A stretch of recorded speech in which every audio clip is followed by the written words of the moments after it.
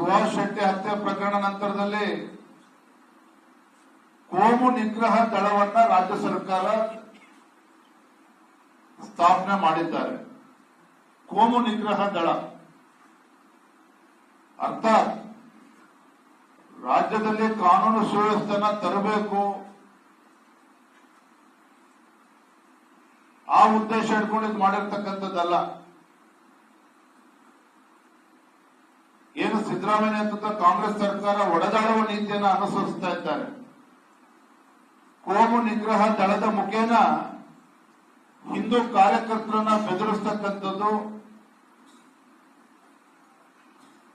ಬೆದರಿಸ್ತಕ್ಕಂಥದ್ದು, ಭಾರತೀಯ ಜನತಾ ಪಾರ್ಟಿಯ ಕಾರ್ಯಕರ್ತರನ್ನು ಕೂಡ ಬಗ್ಗಿಸುವಂತದ್ದು ಷಡ್ಯಂತ್ರ ಕುತಂತ್ರ ಈ ಕೋಮು ನಿಗ್ರಹ ದಳಕ್ಕೆ ಇರುವಂತದ್ದು.